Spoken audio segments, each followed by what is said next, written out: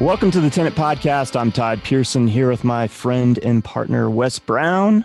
Hey, Todd. Arlette, how are you? I'm doing great. Good. Good to see you, buddy. Yeah. Our guest this week is someone that I hold in the highest esteem. She is a phenomenal artist that has worked tirelessly in the art community for decades here in Denver. She's an art educator, a graphic artist, and an illustrator of books. She is a fine artist in every definition of the word. Most recently, she was the artist in residence at History Colorado for a year of La Chicana, and she is currently the educational director of CHAC Gallery. Welcome to the program, Arlette Lucero. Arlette, how are you? I'm doing fine. Thank you, Todd. It's great to see you. How's your year going? How's your 2020 going? Oh, right off the bat, huh? Well, it's actually working out okay, but there were some things that happened that weren't so fun, of course. And I think that's true with everybody, and the struggle to keep on your business surviving. CHAC went through some rough times. Steven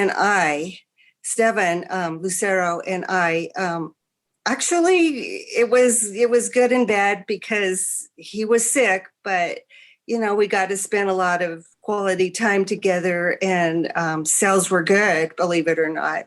And financially, we're sound. So I'd say all in all, it was the worst year ever. we were leading up to the pinnacle, and it was sounding really great. Wow, this is going to be a great year for them. And then boom, worst year ever. No, not for us personally. I think for everybody. Yeah, no, that's for sure.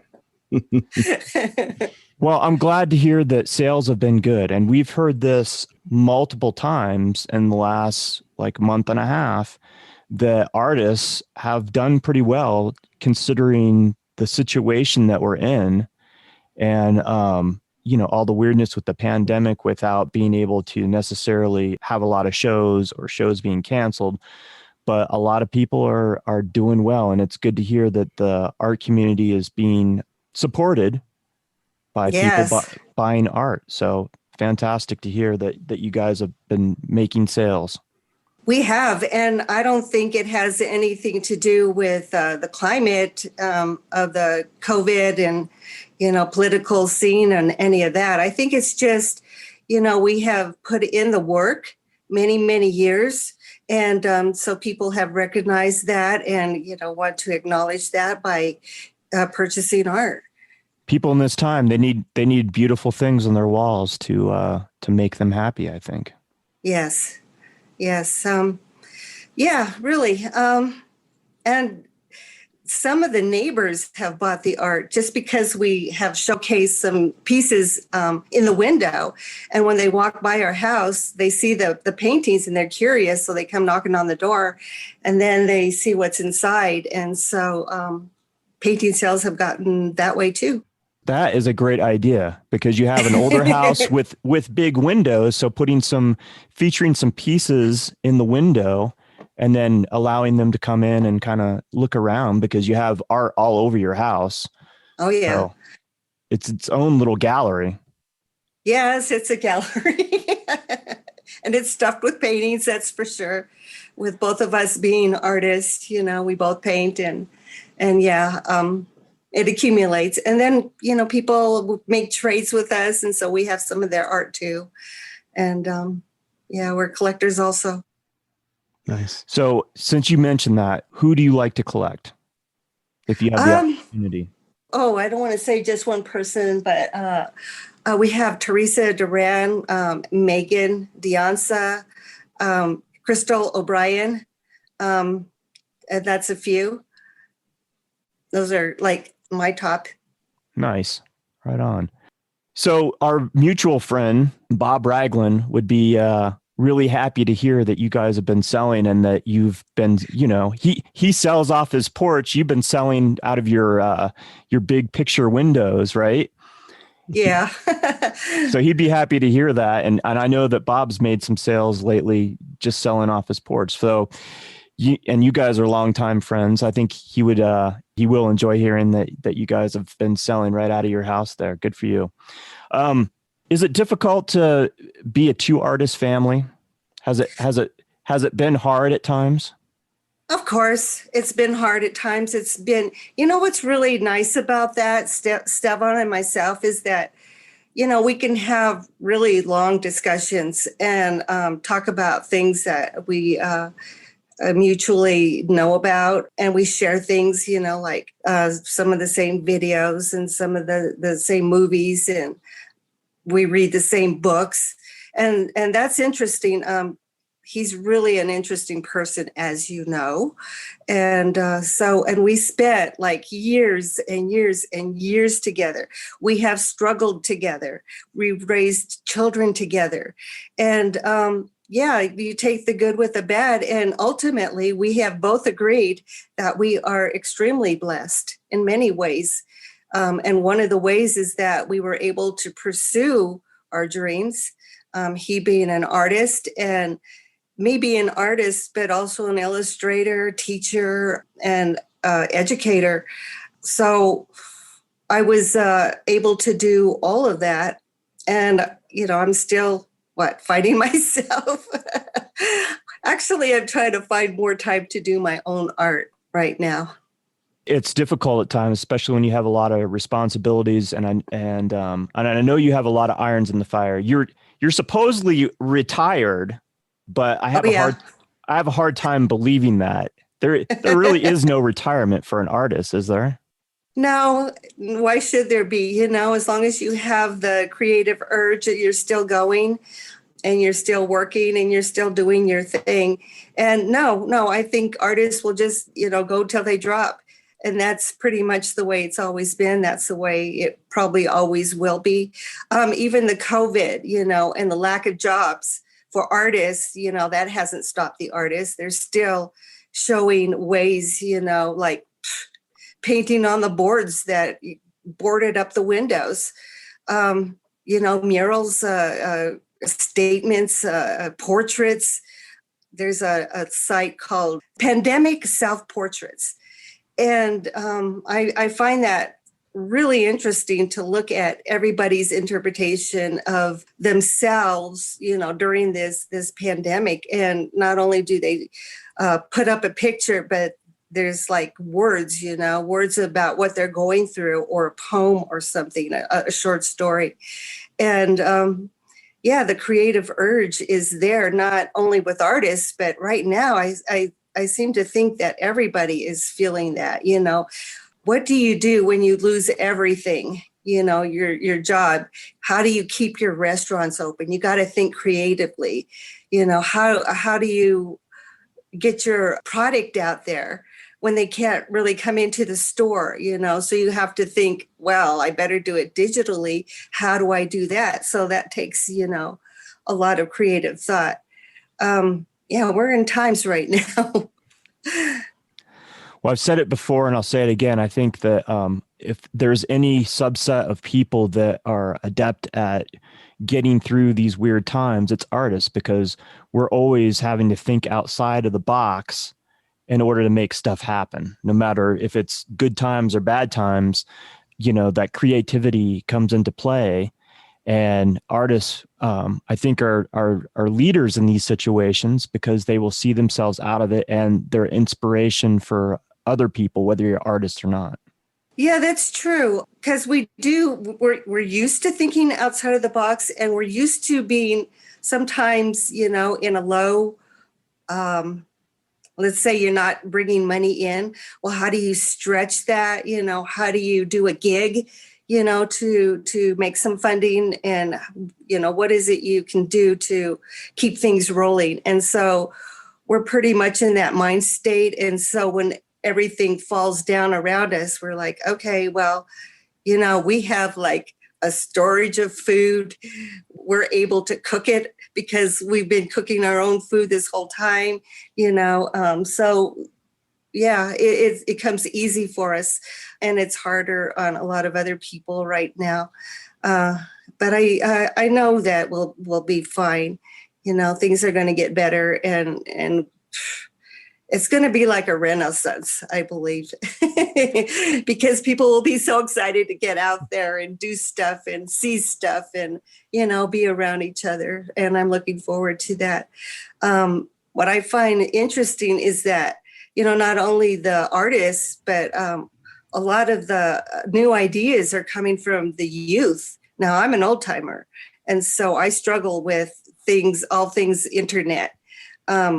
I can do things on the internet, but all of this new stuff, it comes harder for me.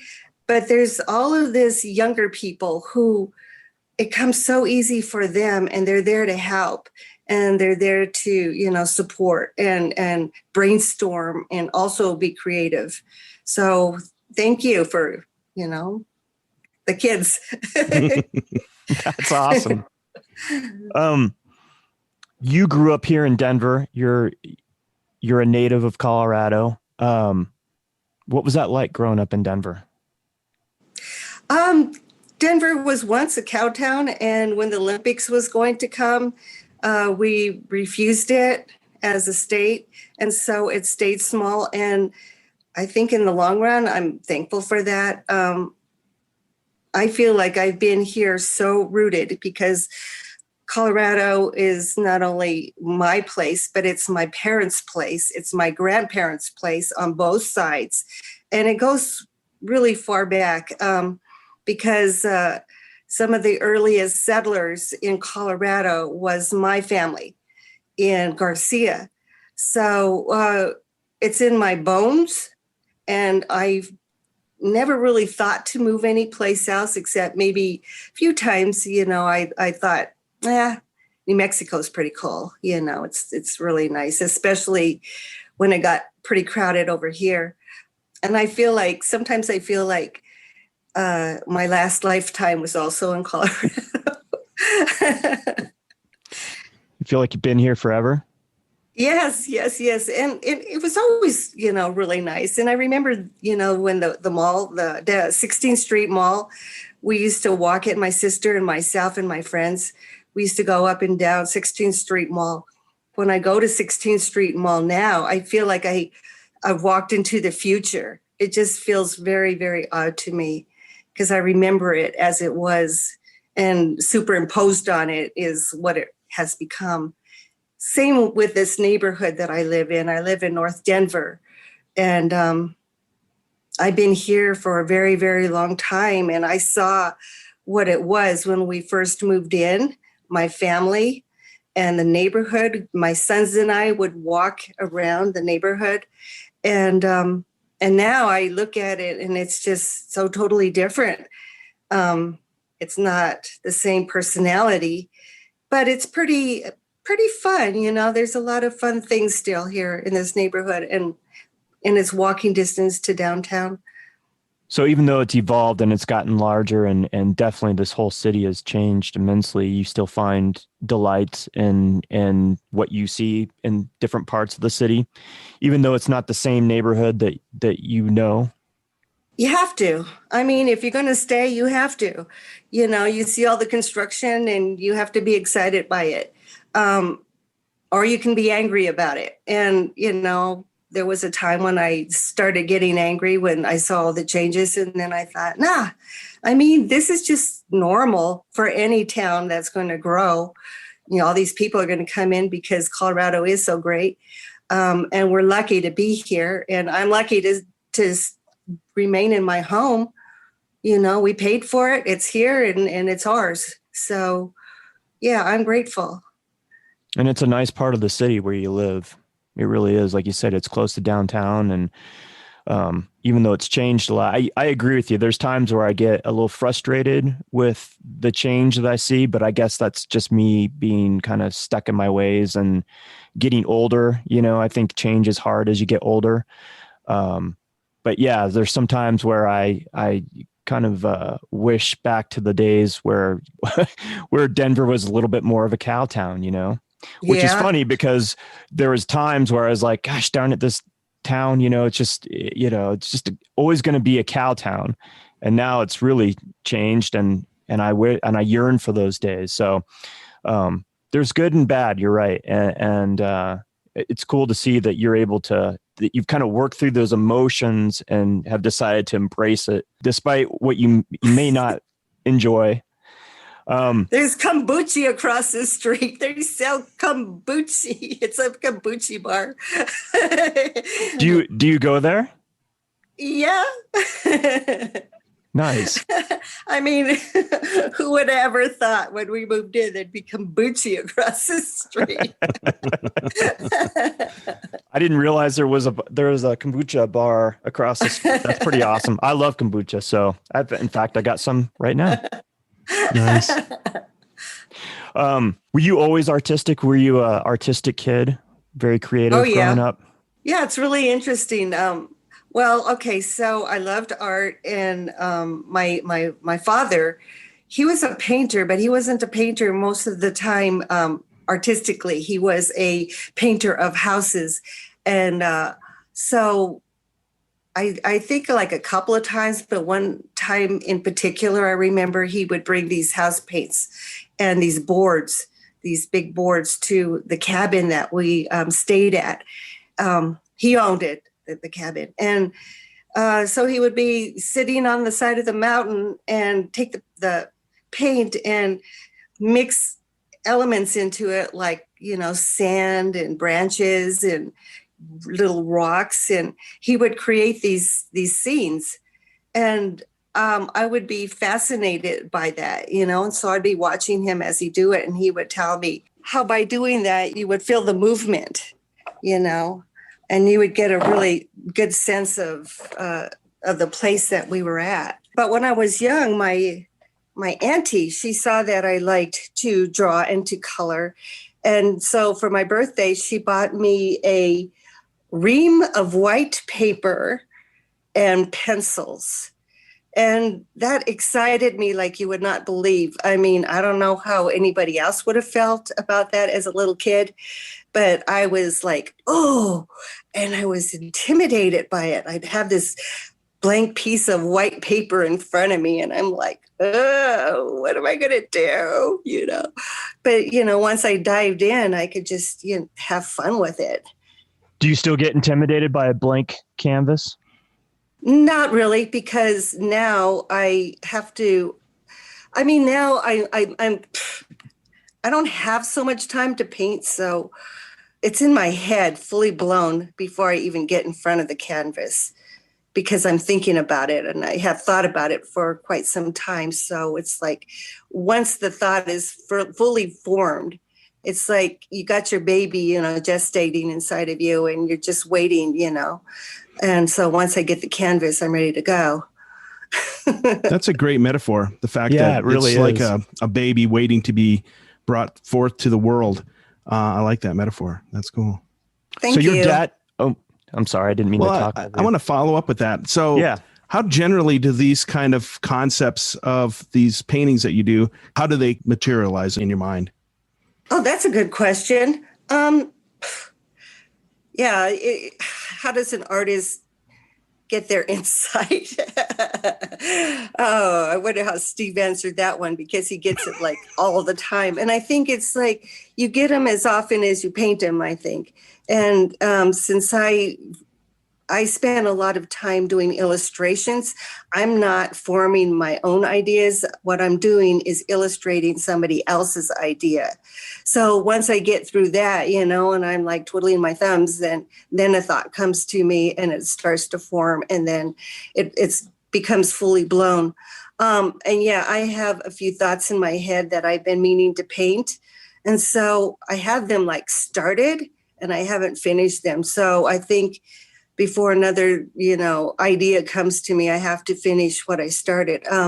That's different from other artists. Like Steve, his ideas come to him all the time anyway, whether he paints them or not, But I think some other artists like myself were slower at bringing them forth because we're doing other jobs, Yeah. And with me, I'm doing a lot of jobs. Yeah, I'm always fascinated by where people get inspiration from, because That's just one thing I've always, whether it's writers or poets or painters, sculptors, I'm always fascinated by where their ideas come from. So, but yeah, thanks. Thank you. So your dad was an early influence on you. Were you always one of those kids that were known as kind of the artist in school? Well, yeah, but in a bad way. In a bad way? How could it be a bad way? Well, I couldn't stop drawing on my desk and drawing during any lectures and just drawing. So it's like, no, it didn't give me the good attention. It got me having to stay after school to wash all the desks off because I couldn't control that urge to draw. So my desk would be filled with doodle by the end of the day. And so I would have to stay after school and wash all of the desks. And that was like a daily thing. So my sister would come and wait with me, and she wouldn't help me clean the desk. She would just watch me do it. Thanks for the help. So I think that's interesting because I think if there would have been some teachers that were intuitive to what was going on with you, they'd have just gave you paper and let you, or tape down some brown paper on the desk and let you doodle but I think teachers, when they see that, they think you're just ignoring them, like you're bored with them. And really some people, and there's a whole movement of people that doodle during meetings and helps them remember, the conversation and move, more in depth just through their doodling. I still do that, so I write my notes, but all around my notes, completely surrounding it, is doodle because it helps me to quiet, I guess, some part of my brain. Or maybe since you have two parts of your brain, one can focus on drawing and one can just, focus on the notes. I don't know, but I've always done it that way. It always worked for me. And, before, if I was just drawing and not writing any notes, I would still remember what it was the teachers were saying. And I write down certain things that were important, but it's interesting how the mind can work that way. And I think it's a good teaching tool. I think, people should explore that more. I think K through 12 education has derailed in essence that, we take away recess now because we're trying to pack more time into the studies. We take away art programs and music programs because they cost money. But feeding that creativity is only going to impact your learning on the other subjects. So I really think we need to really reevaluate the role of art and exercise in the education program. Definitely. And I'll add to that, learn a foreign language. Because I worked at Escuela Guadalupe. What was it? 4 years, 7 years? I don't remember. I worked there for a long time. And they had art, gymnastics, music, and foreign language. And these kids came in kindergarten knowing one language and or maybe, knew a little bit about two languages. And by third grade, they were fluent in both languages. They were well exercised. They had artistic skills. They had music skills, and they were behaved. And it was good for them. They enjoyed, those other things. And then their mind could relax because they would always learn their math skills in Spanish, and they would learn some things in English. It was always consistent that way. And these kids were really, really talented and smart. And then when I went to another school where they didn't have that kind of education, these kids were out of hand. They were like messed up. And I'm sorry to say that, but they were not behaved. They lacked a whole lot of skills. And I feel really bad, that our system hasn't figured it out yet. You're right. It needs to change. Yeah. When you were a little girl and being so infatuated with art, did you always in the back of your mind know that you were going to be an artist when you grew up? No, I wanted to be, but no, because I had a very aggressive mother who had my life all mapped out. And so when college came, she grabbed me by the hand and took me to a school I didn't want to go to. She gave me a list of classes I was going to take because this is what she wanted me to do and this is how she wanted me to be. And I was young, and so I said, yeah, sure, Mom. Well, I couldn't get any of the classes, that she wanted me to get. And so I said, you know what? I hate this place. I hate the way it smells. I hate the way it looks. I hate the way it feels. I don't want to be here. And she goes, okay, where do you want to go? And I said, Boulder. I want to go to Boulder. She goes, no, I can't. There's no way I'll ever let you go to Boulder. And I said, how about Fort Collins? She's thought about it. And she goes, okay, let's try Fort Collins. So we went there. I loved it right away.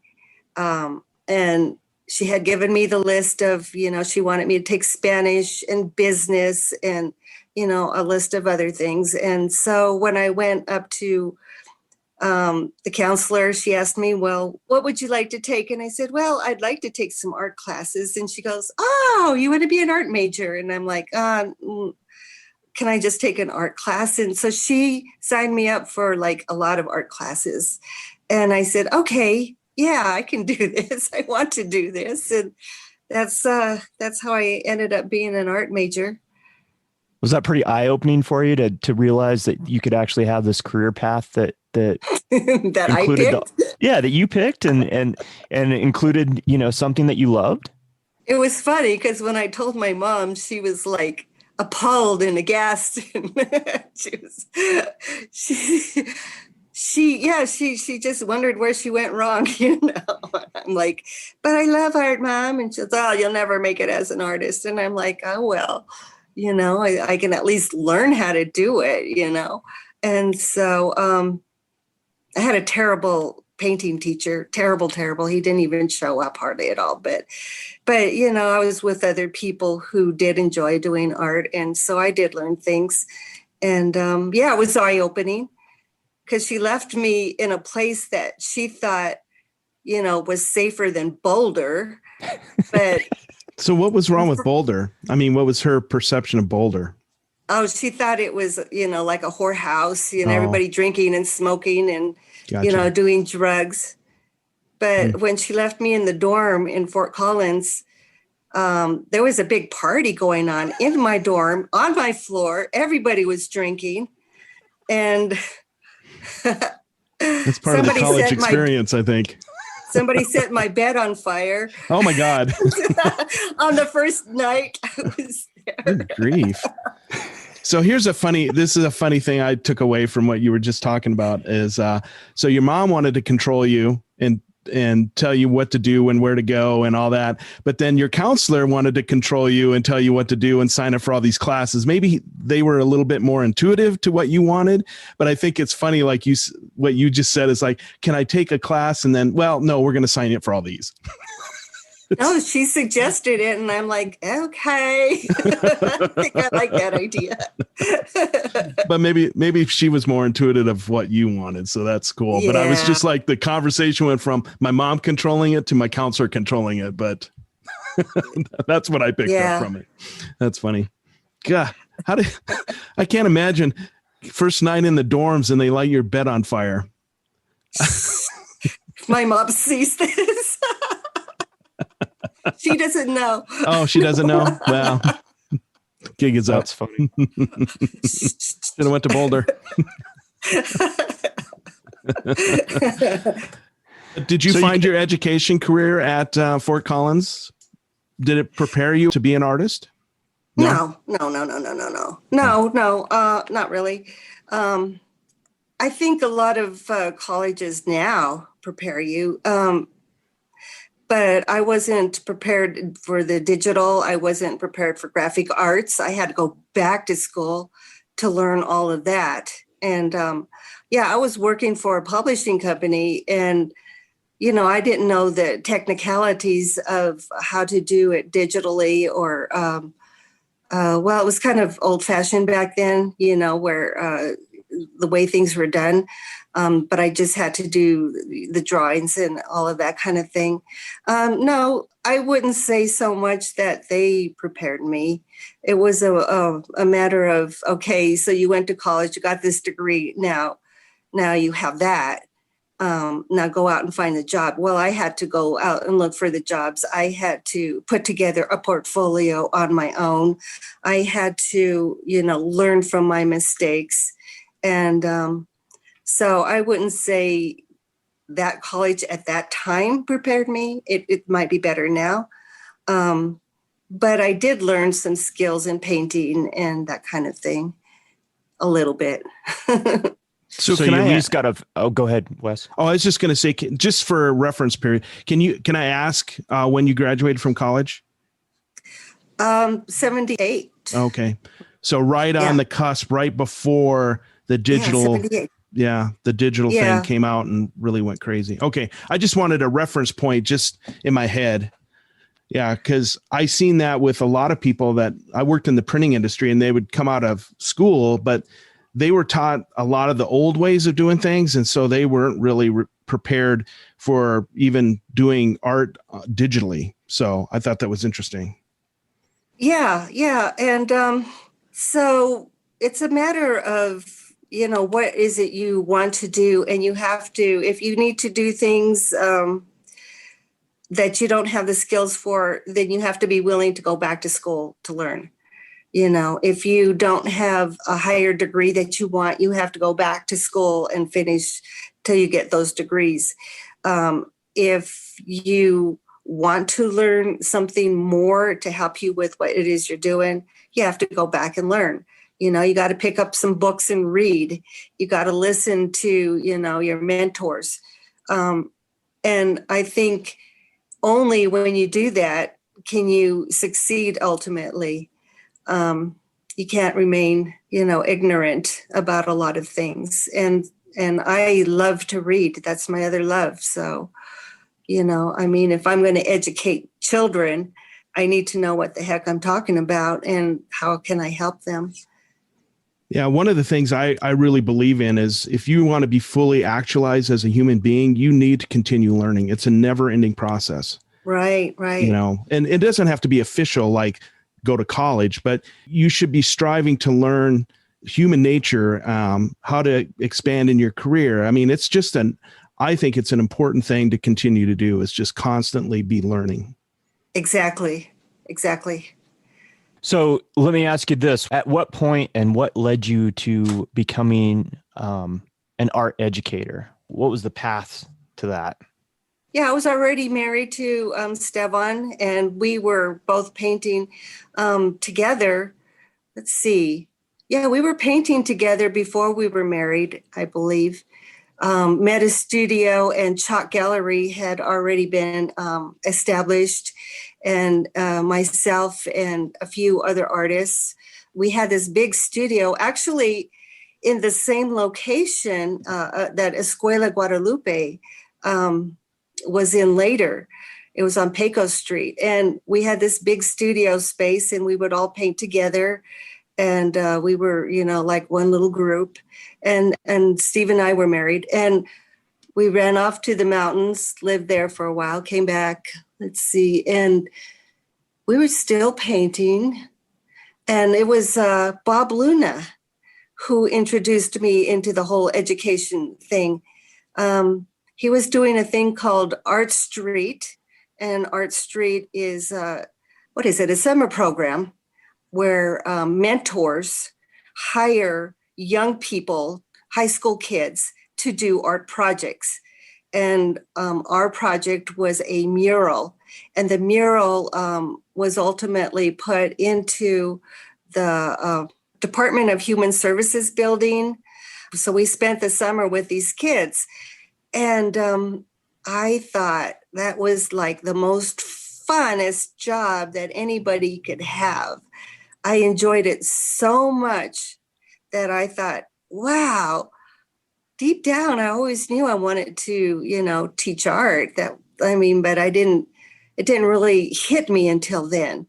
And so ever since, I've been doing that. I've been, teaching art in different programs, in different schools, community centers. I worked for the Museo de las Americas, for Mizell Center for Arts and Culture, and different places. And eventually I got to be my own art. I mean, I was the art teacher at Escuela Guadalupe, and then also Tlatelolco School.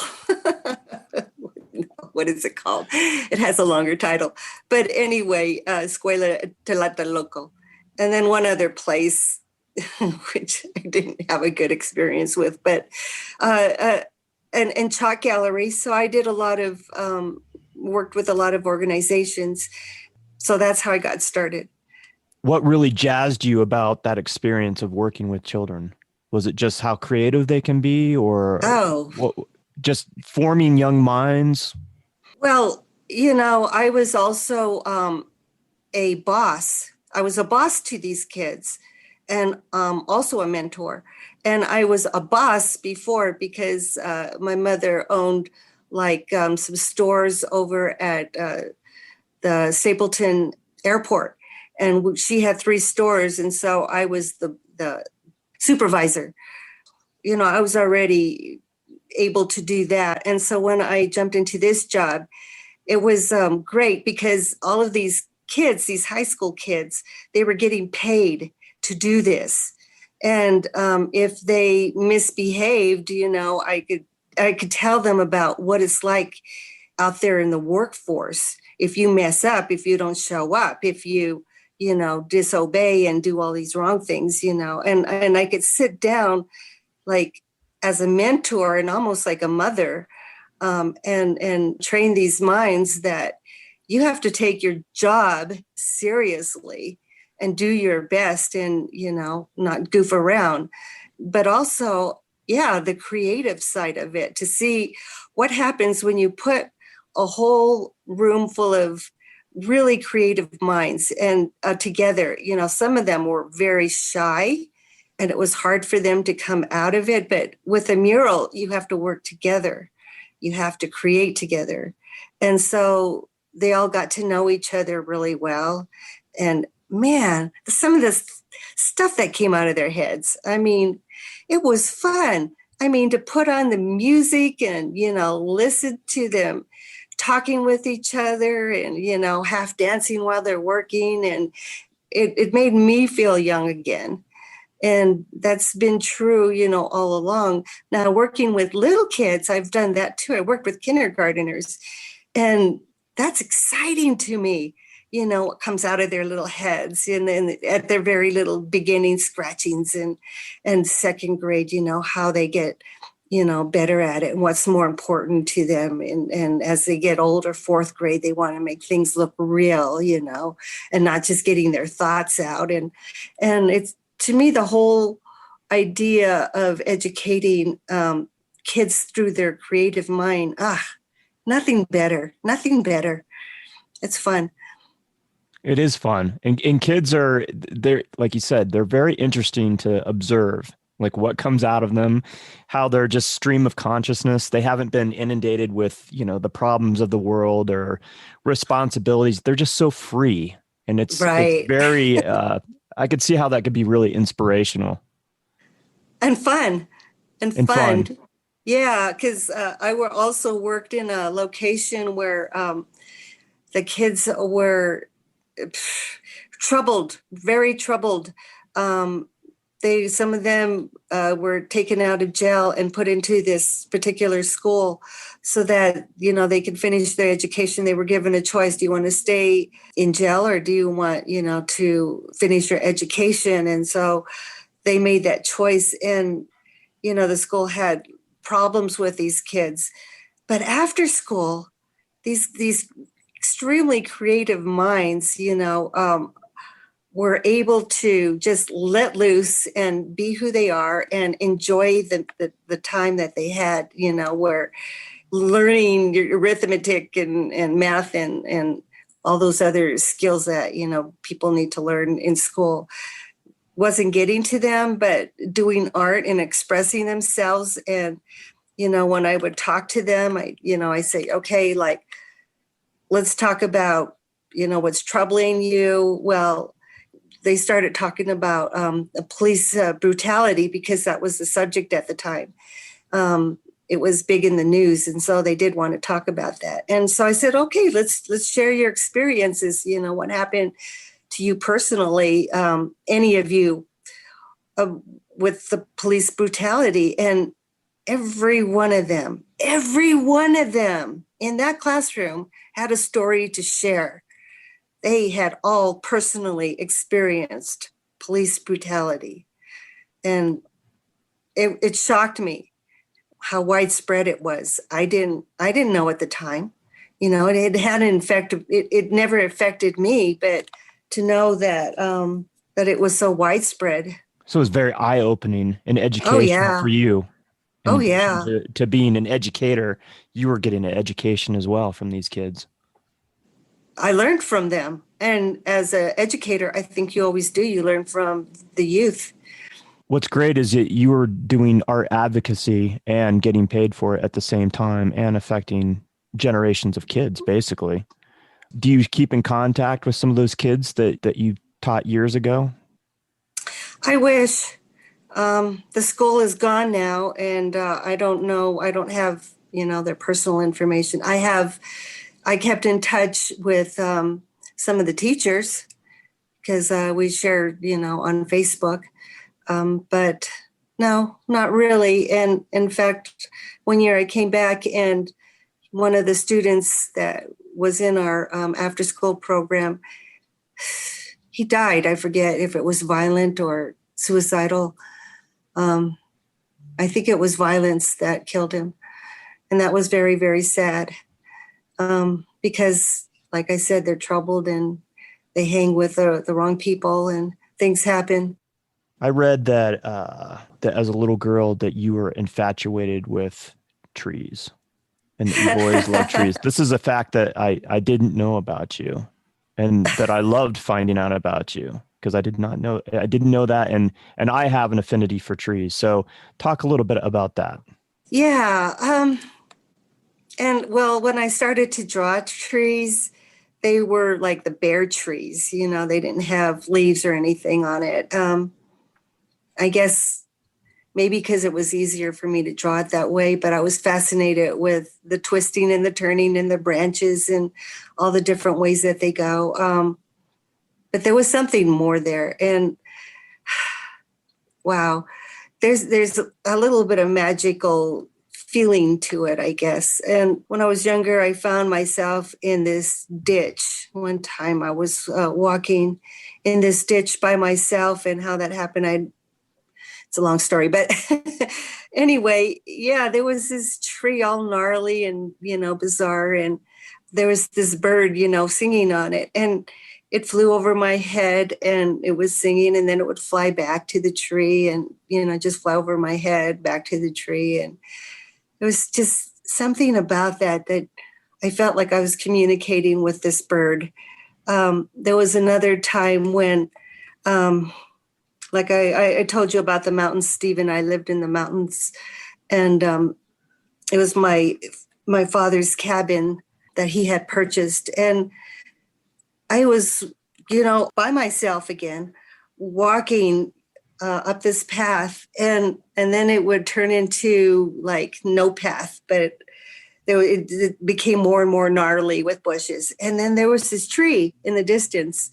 So I walked up to this tree. Dangling from it was a seashell, a pretty big one. And I pulled that off and I go, what the heck? That is just the coolest thing. And that whole scene in my mind, it just was forever there because there was, birds singing. There was the little squirrels, the little black squirrels with the fuzzy little ears. There was something mysterious and magical on the tree. And so I brought it home and, we were both looking at it, Steve and myself, and like, what is that? Later on, we found out that the local so-called witch, she leaves things, all over the mountains. And she had called us the The Sacred Lovers is what she says. Yeah, this place has been waiting a long time for its sacred lovers. And we're like, oh, that must be us. That's a great story. So there was a woman that lived up there that, was kind of the local keeper. Witch. Yeah, the local witch. Yeah. Wow. I don't know if she was or not, but she was a very mysterious, interesting woman. Yeah. It sounds like it. You've talked about this numerous times, and I've heard it from Steve as well, about living in that cabin and how it was a pivotal time for you guys. It was a time of great creativity, and sounded like it was very peaceful. You were very much in touch with nature. And I see those themes, throughout your work, talk a little bit about that experience. It was like a choice, are we going to continue living in this squishy little apartment where people were bothering us every day? I mean, people would come over all the time to talk. And, we just needed some time for ourselves. And we were trying to make the choice. Do we want to go, where do we want to go? Or do we want to go to New York, which that would have been a whole different set of whatever. But we had this cabin and it was promised to me. And I said, let's go to the cabin. And so Steve later told me that he thought it was a scary thing to do, go live in the mountains. And I never thought it was scary at all. And it was this small little place. It had like 3 bedrooms. It had wooden stove, not a wooden stove, but the stove would burn wood. And we would heat the water on top of that.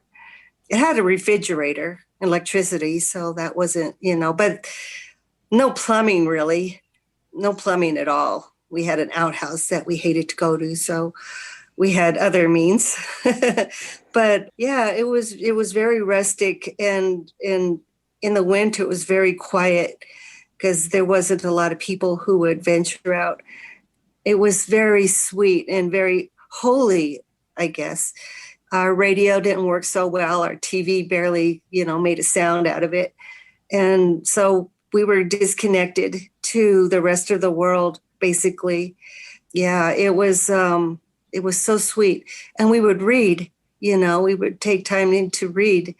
And people would visit and they would fall asleep on the hammock because it was just, that was the first thing they did. It's like letting out of, all of that noise and whatever it was they were feeling. And that would be the first thing they would do. And we knew it, they would fall asleep on the hammock. They would wake up like kind of confused, like, oh, I'm so sorry. And then we could, just sit and talk, and I would make something, and we wouldn't buy too much. He would catch fish. Steve did. He would go out and catch fish every day and bring it home. And I would cook beans and attempt to make bread. And never as good as my mom's, but the tortillas were better. So where was this cabin at, roughly? The North Fork of the South Platte River. Oh, okay. Yeah. Just beyond, it wasn't evergreen.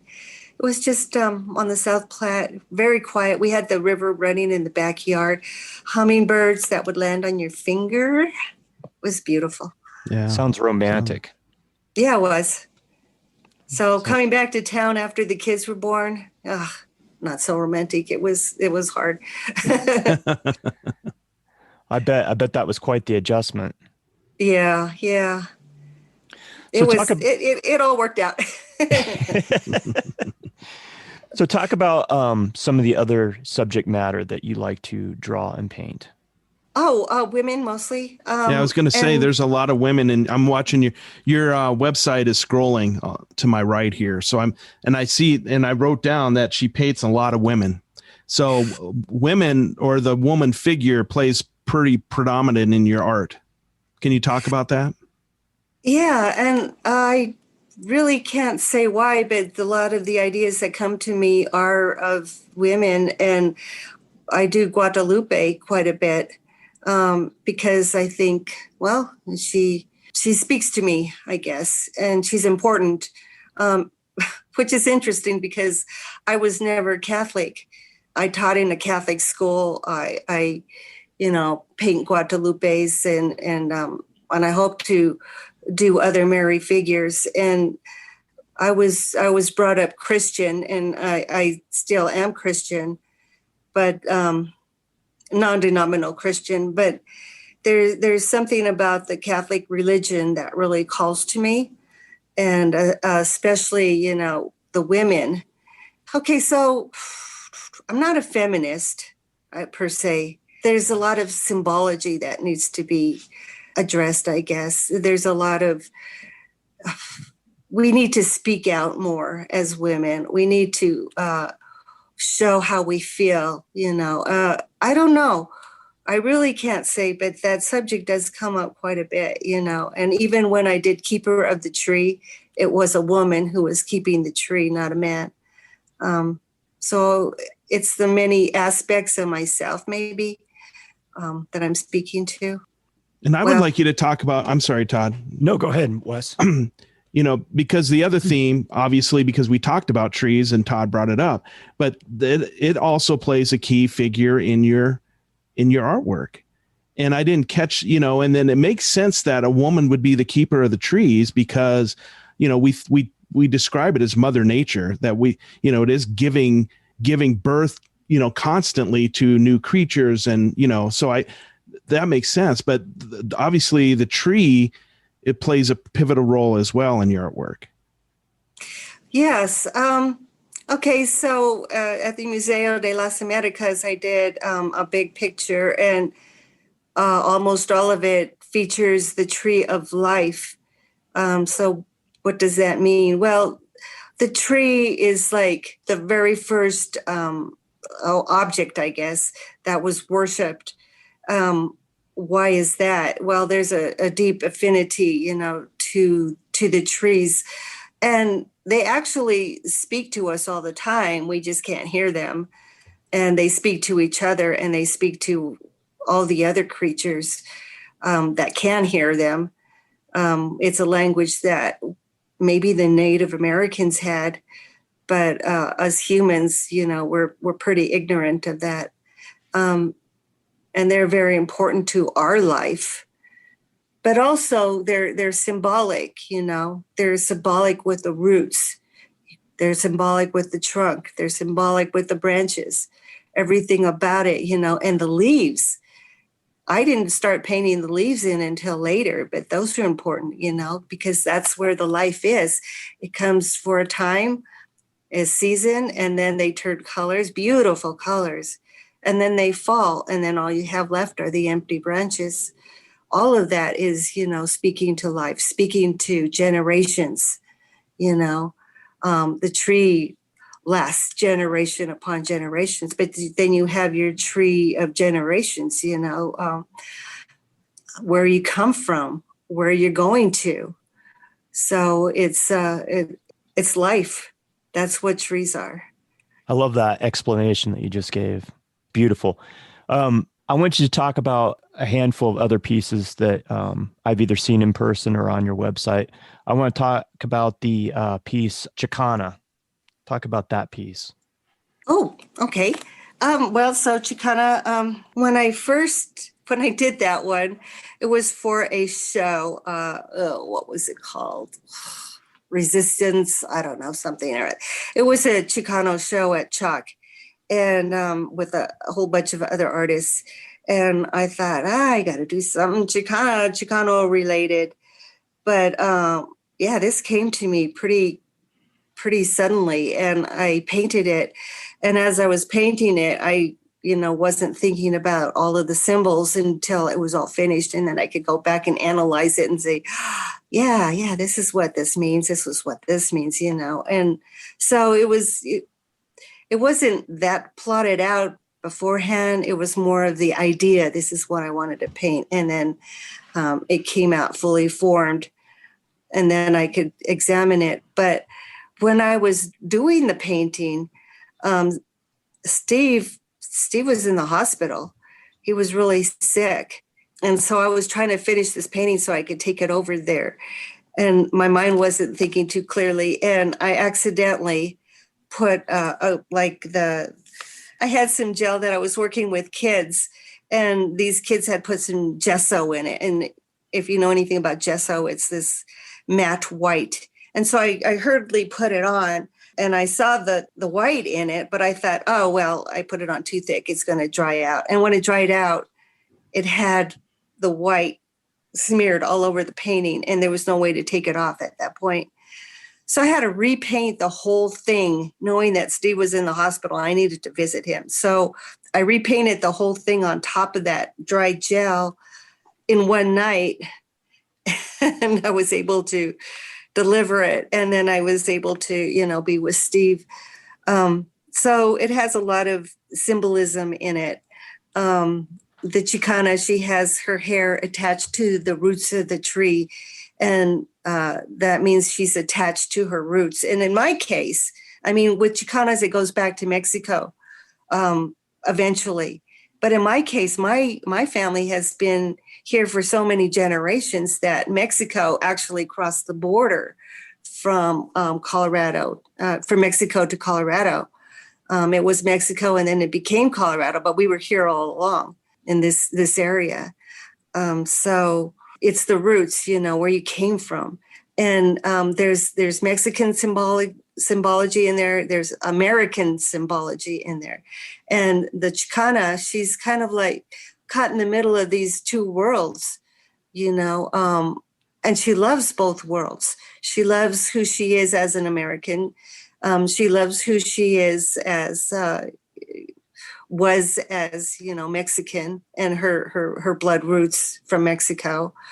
And when I went to Escuela Tlatelolco, clear back when they started, it was a summer school, and we did a lot of art projects. And we also learned our history. There was a history teacher, and I was fascinated by that because we didn't learn that in school. We didn't learn about Aztec, the Aztecs and the Mayans and all of that. I learned that when I was in 7th grade in summer school. And I was so totally fascinated by that whole history, that part of me that I didn't know. And I fell in love with that. And it's a pretty basic painting, splashed with symbols, but it kind of expressed who I am. And I guess a lot of other Chicanas could relate to that. I could totally see that. I think it's a very, very powerful painting. And if I was, she's the woman that you depict in there is just so strong. And I love the symbology. And I would think as a young woman or a little girl, you would just be, as a middle-aged man, I'm mesmerized by it, right? But I can imagine as a young girl looking up at that painting and being affected by that, looking at the strong woman and having those connections to the different, facets of her being and her history, her culture. Yeah. And you don't actually feel it all. Well, I didn't actually feel the whole totality of it until I was an adult. And I would, be interested to know how the younger people feel about that. In fact, I have gotten, comments from younger people. So yeah, I do know. They do like it. It's cool. And I should mention right now, while people are listening to this, Arlette's website is Arlette, ARLETTELUC WIXSITE.com. If you want to check out our website while you're listening to this podcast. Is it the one with the woman that's standing in the middle holding the heart? Yes, she has a corazon in her hands. Yeah. Okay. And why does she have that? Well, because she feels the compassion of others. She is a Catholic most of the time, but in my case, I put that in because I feel that symbol, of the corazon, and she feels it strongly. there's a hummingbird in her left ear, I believe.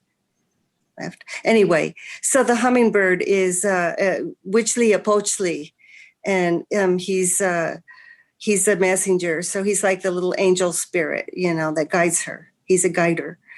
And she has a lizard who's there reminding her of her death, to always be impeccable. That's a Carlos Castaneda reference.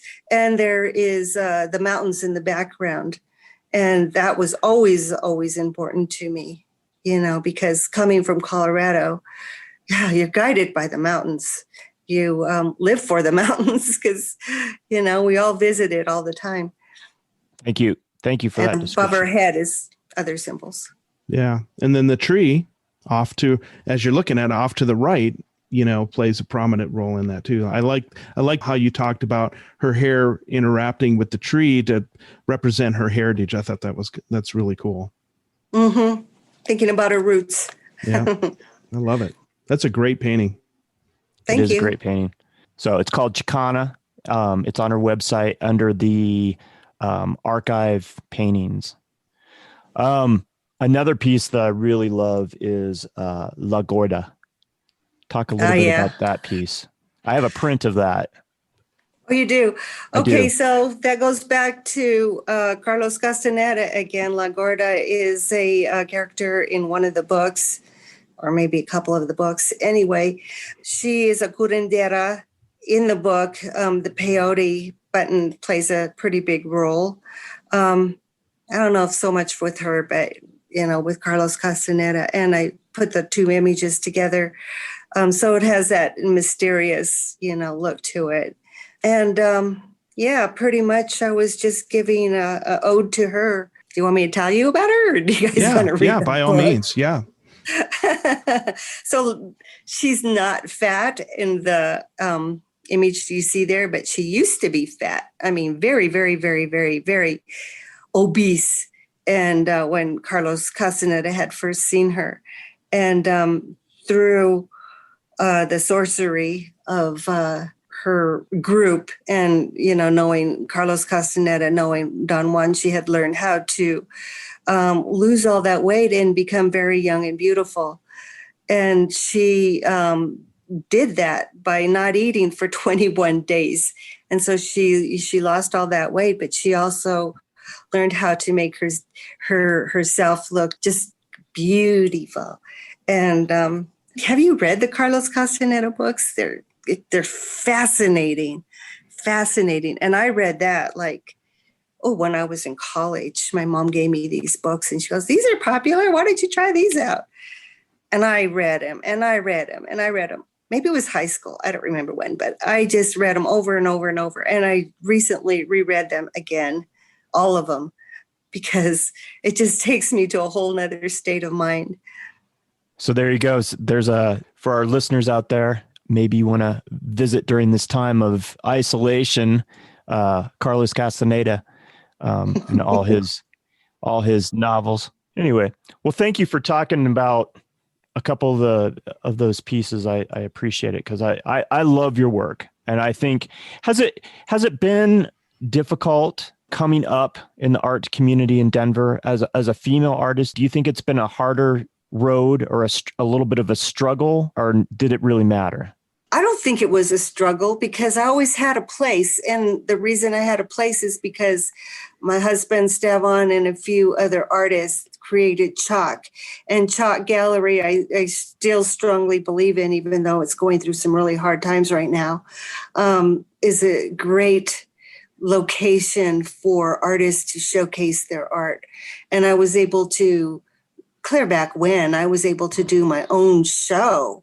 So I had an explosion of art and I had a location to show my art in. And I did get people to come in and look at the art. I don't know how it is with the rest of the population. So we've been pretty, I wouldn't say the word is luck. It was more like, we saw a need and we created. I say we because I was there towards the very beginning. I was there when CHAC was in its struggle years and when they opened a gallery. So it's been good for us. It's been good for the women who have shown there, the female Chicana artists, and we're all friends. We all know who each other is. I guess the biggest struggle being a woman is having to, and maybe it's not true with all of them, but is the one that's taking care of a lot of things. Like, sometimes when there's no money, I got to be pretty creative and see how I can go out and make some money. I had to, be home with the kids while Steve was out there doing art shows. I had to think about all of that, the home. He did the yard, thank God. Now I'm doing the yard. Yeah, it's the everyday struggle. Yeah. I mean, you weren't just an artist doing your art. At some point, you became a mother, and you have some wonderful children that are now grown. But you were a mother, and you were providing a stable income for the family at times. In addition to being an artist and an art educator and everything else that you've done. So I think that's very admirable. And, once again, the women come through, they're the keepers of the flame. And I've said it before, I'll say it again. Another thing that I've said multiple times on this podcast, the women are really what make this world go around. They make things happen. I want to step back for just a second, because not everybody that Steve's talked about it. Jerry Jaramillo has talked about it, but tell our listeners, because they might be tuning in for the first time. Tell our listeners what CHAC is. Okay, CHAC is Chicano Humanities and Arts Council. It's a council of artists, a group of artists they came together in order to have a 503c status in order to get monies for different projects.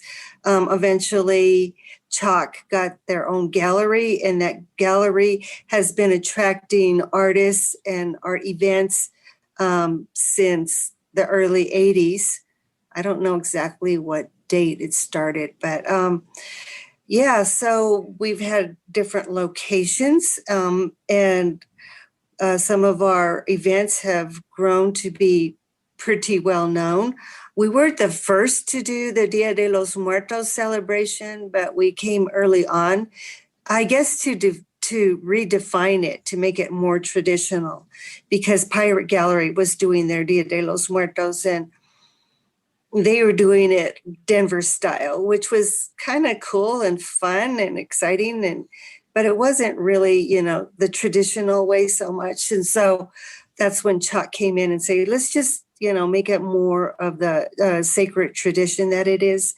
So slowly through the years, a group of us have been going into the schools and teaching the children about Dia de los Muertos. And at first, none of the kids knew what that was. Now, like almost everybody knows what that is. It's becoming more commercialized. More people are getting involved, restaurants, bars, what have you. Dia de los Muertos is a whole another thing. But on top of that, it's also a traditional altar with the traditional items on it, and people can do this at their home.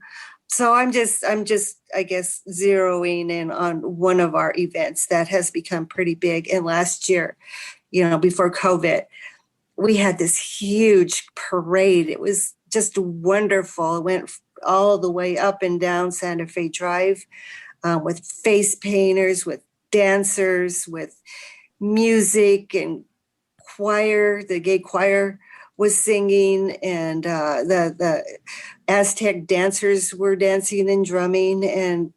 And so it's become a pretty big event. And I give CHAC a lot of credit to that.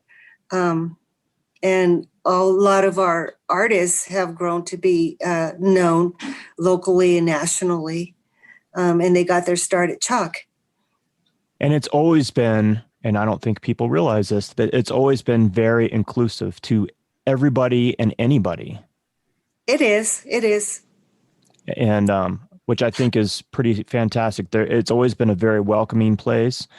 And you talked about it a little bit, but that art district on Santa Fe has become an expensive area to have a gallery these days. Yes. And CHAC has been kind of, hurt by the real estate market here in Denver. And right now it doesn't have a physical location. Is that correct? That's correct.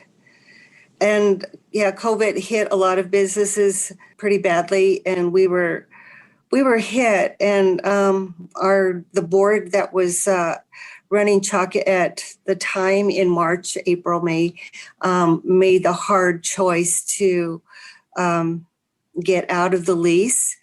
And so they paid dearly to get out of the lease. And they also made the decision, which I don't totally agree with, but they threw away or gave away all the art supplies, the furniture, and practically everything that was in the building. And so what we were left with is just a few things, like some old books and some old history. They kept the history, and some just paperwork, lots and lots of paperwork. And so that's what CHAC is. It's just a little space, a storage area. And that's what's left at CHAC right now.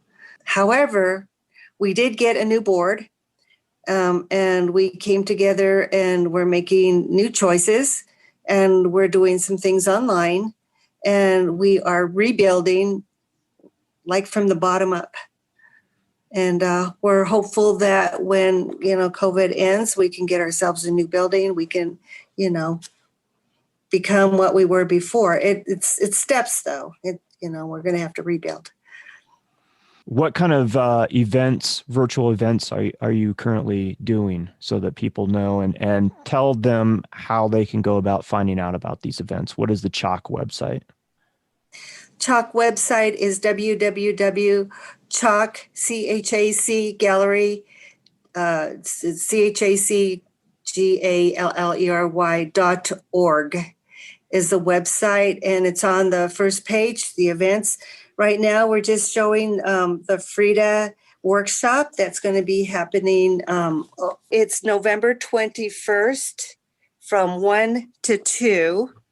The link is over there on CHAC, and there's a great artist. Her name is Carmelie. Is going to be teaching that.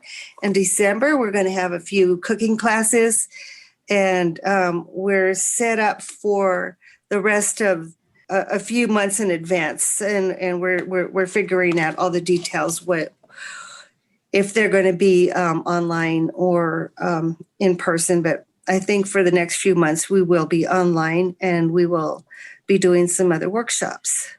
So virtual programming, and so check the website and under the events tab and see what all they have to offer. Does the CHAC board have a vision for what this is going to look like moving forward yet, or are they still working out details? We're working on a strategic plan, and so it's the staff. The staff was laid off for a while, and then they brought us all back. So the staff is working on, some of the programming and that kind of thing, and workshops. But the board is also working on the strategic plan and the vision and the mission, and, what changes we might make with that. And we might have to make some serious changes to be even more inclusive. And that's good too. But we're not going to lose our history either, where we came from. That's good to hear. Are any of the founding members still involved with CHAC? I would say the founding members are kind of taking a step back. But a lot of artists that were there almost from the very beginning are stepping up. Yes, there's a few of us like that. That's awesome. That's good to hear. Mostly women. Mostly women. There you go. See?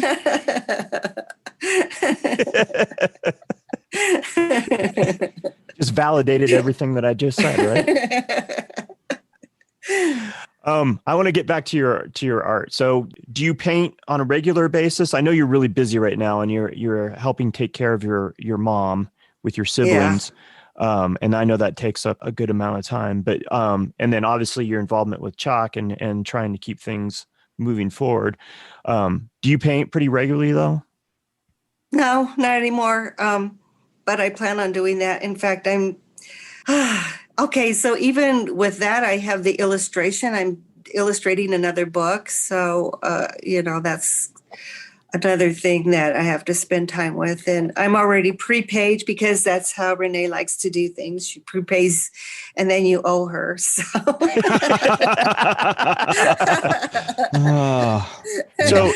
yeah, let's talk about that, because that was a subject I want to delve into. Like, how did you come about to illustrating books? Like and how many books have you illustrated? 5, 6. Because I haven't just illustrated Renee tummy tail books, but I've illustrated other books too. Maybe, let's see, how many did I do for her? I have to go upstairs and count them. She has at least 5 or 6. 7. Okay, then maybe 7, 8. And I'm working on 2 more. Yeah, I enjoy doing that. That's kind of relaxing and fun to illustrate books. And it's funny because I had the thought, like, right before I got my first illustration job, I looked at that and I go, oh, that looks like fun. I think I'd like to illustrate books. And then Renee calls me. She goes, oh, my illustrator doesn't want to do it. She suggested you. And I'm like, me? Okay, well, what's the job? And so she told me, and I'm like, oh, yeah, let's try it out. And I've been illustrating her books ever since. So you have the Tummy Tale series, and tell our listeners what that's all about. The Tummy Tale books are a series of books written by different. Okay, so each book has like 10 or 12 or maybe more authors who have written a story, in their children books. So they're geared for children, but some of them are a little bit more serious. And there's stories about maybe like a portion of their life, or a memory, or even a fictional story, but it involves food somehow, or somehow, we get a recipe out of it. And so the recipes follow the stories, and they're all recipe books. And the recipes some of them are pretty old fashioned, and I kind of get a kick out of that because, with this busy world, we don't go back to the old-fashioned way of cooking so much. And it's fun to run across a recipe like cheesy biscuits. And I'm like, yeah, really? Look how easy that is. And all this time, I've been just pouring it out of a box. And I could have just used scratch materials, just picked up a few more items and could have done it that way. And it's cheaper and faster. And you go, yeah. This is how people used to do it back then. And the stories are great. I just love it. So, and I read those stories to my mom, and I'll pick up a book and I said, I don't know if I read you this one, Mom. And so I'll read her a story, and sometimes it takes her way back.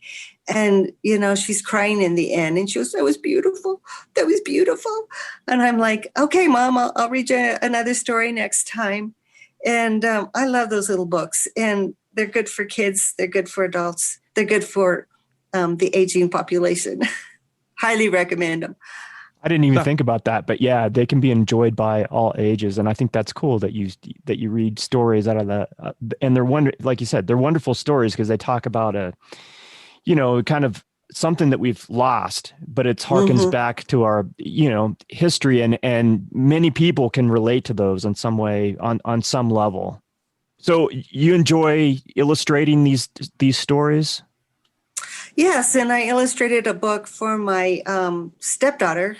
She wrote this beautiful, beautiful book, and she called it Simon and the Star, something like that. Anyway, so she was thinking of her son when she wrote the book. And so I used him as the model. I took pictures of him, and I used him as the model for the illustrations. And it was like the whole story was colorless until the very end. And so I used a lot of pencils that were in the gray tones, but they had a little touch of color in them. And so it was done differently than the ones that I did for the tummy tails, which were extremely colorful. And with the tummy tail, I would illustrate each story. So, if there were 12 authors, it'd be 12 color pictures to go with each story. And with my stepdaughter, it was one whole story. So I illustrated all of them in the same style and colors. And I did an ABC Christmas book for another woman. And so she told me exactly how she wanted the scenes to look. So that one had a lot more direction. Those were the ones I have illustrated. Now, being an illustrator, can that be relatively lucrative? I think it can. Yeah. I mean, it's been lucrative for me. It can. And I guess it would depend, on, your contract and who's hiring you. And I did pretty good. Commercial art, I've done that. I've done cards and that's lucrative. And graphic artists can make a lot of money. I mean, as an artist, you can make a lot of money, or you can make good money. So there's different ways to make money. And that's what I tell kids that I work with. If you want to be an artist, you got to be creative. You can do gigs, you can do murals, you can do all sorts of things and make money. Bob Ragland would like that. I was thinking the exact same thing. He would be all over that. Why do it if you're going to starve to death? You can't do that. You got to make some money. Yeah.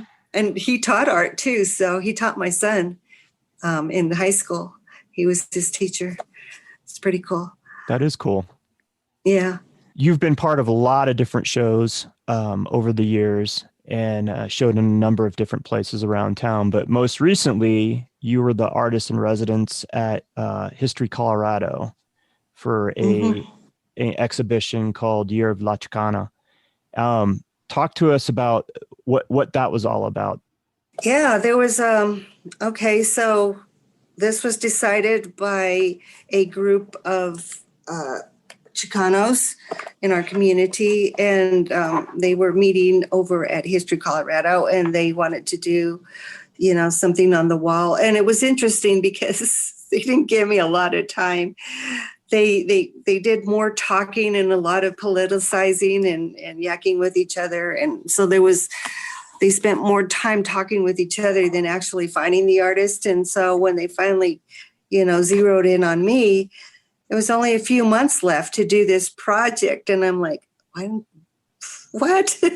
Why didn't they give me more warning? And so I met with them the next month, which I said, we got to meet right away. We got to, discuss this. We got to work this out. And so when I finally did meet with the panel, I already had the idea fully formed. And so I showed them my idea. They made their suggestions, which that meeting was so long. Yakety. Anyway. Oh, gosh. And even the reason why they selected the people they selected, for me to paint. They gave me the whole history, which was good, And so I did these paintings in record time. For me, I mean, isn't that always the way they say, okay, here's your job. You got, 2 months to do it. And I'm like, what? I'm a slow painter. But I did that. And then I had them blown up, which I already, knew exactly how I wanted everything to be set up. The other part of it was I wanted to do a collage of the Chicanas in our community. Now, I thought, okay, I'm just going to go to the internet, download all these pictures, and collage it on. It's going to be great. But I was quickly told, no, you have to get permission from each person that you download. And you need permission not only from them, but whoever took the picture. And I'm like, oh, no, this is going to take a whole lot longer than I thought. And so I did. I had to meet with or call each and every person that I wanted in this collage. I had to get their permission. They had to get the permission from their photographer or give me a picture that, was okay to use in this collage. And so that was a process, but it was a good process because there was a lot of people who were interested. Not at first. It was a trickle at first, and pulling teeth, even getting an image. And then I would ask them, well, can I use this one? And they're like, okay. And then finally at the end, I had so many responses that I didn't think I was going to be able to, fit them all. And, that was a good thing. It was a good thing. So, I got to know each and every person in that collage. And there was 2 collages filled with women of our community of Colorado. And it's no longer at History Colorado here in Denver, but it has continued, right? Isn't it going to Pueblo? Am I correct in saying that?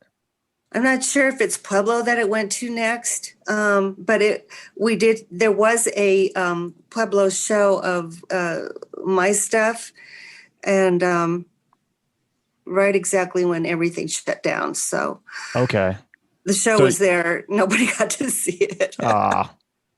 That's a bummer. I know. I took it all over there, and boom, everything shut down. And I couldn't get my stuff back until like way later. You talked earlier about how you've been selling work out of your house. Do you sell a lot of stuff online? Steve and I share a print store. It's called Meta Studio. Can't access it through my website, and I need to work on that. But you can access it through his website. And but it's all of our prints, and you can purchase it right online. Just push the buttons and put in the credit card, and there you go. So yeah, it's good. Have you been selling a lot this year via the website? No, we could sell more. I just need to get back to promoting us that way. But when guess what? So we are now selling some of our prints and his books over at History Colorado because since COVID, they decided to expand the store to include artists and other items like gift items. And so they're starting to do commission art. And that's what we're doing. So if you want to purchase any of the prints, you can go to the print store, or you can go, and both of our pieces, our prints are there, to History Colorado in the lobby. That's fantastic. Now, did they approach you, or did you approach them to make that happen? They approached me. And do you leverage social media to sell art? Have you sold any pieces via utilizing Facebook or Instagram? Are you on Instagram? It was time for that. Jeez. I hear you. Yeah, I'm old school. Todd has no time for Instagram. I need to change my attitude, and I know that I need to. But yeah, we always ask this question, so. I can barely pull myself out of Facebook once I get in. Yeah. She's like, if you could just get yourself away from your boyfriend, which he calls my iPad, your boyfriend. I'm like, whoops, have I been spending a little bit too much time here? It's like a black hole. It just pulls you in. Yes, it does have that ability for sure. But yeah, I always ask that question because we talk to a lot of artists, and they've been able to have some sales via social media. People see their stuff or a new piece, and they're like, "Oh wow, that's really beautiful. I'd love to have that." And yeah, I got to get better with that. Definitely. I should have taken the business classes like my mom. You know what? When you were saying that early on in the podcast, I was thinking to myself, the business class was probably not a bad idea. And then I was thinking about the Spanish class. I'm like, Spanish class is probably not a bad idea either, Yeah, Um, both of them would have been very helpful. and your mom was a very successful businesswoman. So she had to Yeah. been, do you get some of that, that hustle from her, do you think? Oh, I guess so. Yeah. Um, she was quite the person. I mean, always with lists in her head, go, go, go, go, go, go. She was a go-getter. Yeah. She got it down. Hmm. But I didn't see myself as her when I was, younger. I didn't see that. I wanted to be, a quiet little mousy artist. That was, what I perceived myself as being, just quietly scribbling away and not being too social because I wasn't back then. It took years of drawing myself out. But yeah, no, but she was always outgoing. You're part of a show that's still at History Colorado. Oh And yeah, Hecho, yeah, go Hecho in ahead. Colorado. Yeah, that's our Baca collection, and Stevan and I are both in that, along with some of my very favorite artists that I've known for very, very many years, and some new artists that I am learning to love and adore also. Yeah, Wes and I had the honor and privilege of seeing that show and getting a personal tour from Adriana Mm-hmm. Abarca. Were those pieces that are in the show are those recent acquisitions, or were they part of the family collection prior to No, they're Adriana? they're recent. Oh, okay. Yeah. Yeah, it's a beautiful show. If people, if you're in Denver and you want to check out a really fantastic show, on the first floor of History Colorado, there's a new gallery space called the Ballantine Gallery, and it's a really beautiful curated show. We talked about it in a couple episodes previous with Adriana Abarca. But yeah, check it out. Arlette and Steve, her husband, both have some really beautiful pieces in that show. Yeah. So looking forward into 2021, and I know that's difficult, and some people have stuff they're looking forward to or shows planned. Do you have anything planned for 2021 yet? I no, which is kind of nice. I don't have anything planned, and I'm just waiting to get out of this house and go out and not worry, and I'm going to celebrate and eat good food in restaurants and go visit every gallery and just have a good time because that's what I want to do. I'm retired. I can do that. I just got to get out of this place. Oh, are you pretty hopeful for the future of where we're at right now? Do you Yeah, remain optimistic? of course. You have to. I mean, I do. I'm very optimistic. Everything's going to be fine. Everything's going to be good. Things might be different, and hopefully, those who have lost their businesses, and there's a lot. I hopefully they can reform, regroup. Stay positive and get back into the game, because I think it will happen. Yeah, I do. I believe it. It'll bounce back. It has to. Plus, we have a different president, so that's going to make a big difference. Yeah, I feel like and Wes and I've talked about this before, but there was a kind of a collective sigh of relief in the last week, even though there's other nonsense going on. But I feel like people are in a much more optimistic mood than they were even with the surge of the virus and us not having a handle on it. I feel like everybody has a little bit more of an optimistic perspective on things. Yeah, if you would have caught me right before the election, I would say, I don't know. Yeah, that's true. I mean, it's going to be an adjustment for a lot of people.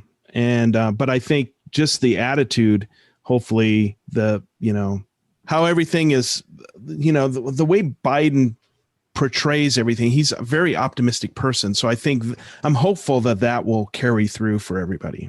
Maybe that's a way to put it. Yeah. Yeah. As someone that has had a very long and fruitful art life, is there any kind of advice that you would give to somebody out there that's considering having a life in art, or is a young person and is looking at having a career as an artist? Yeah, of course. To be true to yourself, and that goes for anything that you want to jump into. You all have talent. You all have something special about you. It might not be totally accepted, maybe by your family or even by the world, but you have to be true to yourself. You have to go for it. And as long as it's like if, your family has other plans for you, then, and you try to fulfill their wishes, I mean, what's that going to bring you? It's going to bring you right back to where you want to be eventually. So you might as well go for it while you're young. If you fear that you're not going to make enough money with it, do it anyway, because you get better and you learn more and you take the risks. But don't do it just, for the sake of money. Do it for free. Do it for fun. Do your thing. Give freely, because that will always come back to you. As an artist, there's many ways to express it. Like my son, he does it. He does his art digitally. He's a digital artist. He's very lucrative with it. He's a graphic artist, and he went pretty far with that. But he also does models for the fun of it, and he wins prizes. So there's different ways to express yourself as an artist, or a writer, or musically, or a poet. Just do it. Have fun with it. Yeah. That's great advice. Arlette, thank you so much for joining us today and spending a couple hours with us. I really appreciate it. We've been wanting to have you on for a while now, and it was really nice of you to carve out some time today and spend it with Wes and I. And I love your art. I think you're a phenomenal artist. And we've known each other for a long time, but usually we see each other at events or at a party or something, and we've had good conversations, but it's been rare that I've been able to really spend definitely this much amount of time with you. So it's been an absolute honor and a pleasure to spend this morning with you. So thank you so much. Well, thank you for having me. This was fun. And I hope to see you again soon. I hope Not to real see you soon, again. but Not too soon. And I just want to say, I really appreciate the fact that you and Stevan opened your doors to us early on in our venture here as the Tenant Podcast. And you were very gracious letting us spend so much time at your house. And it's nice to reconnect with you. I've seen you a few times, usually at Corn Mother stuff, but and I do love your artwork. It's very beautiful and very powerful. So thank you for sharing to the world your gift. Thank you, Wes. Thank you so much. You're welcome. Well, for the Tenant Podcast, I'm Todd Pearson. And I'm Wes Brown. Have a great week.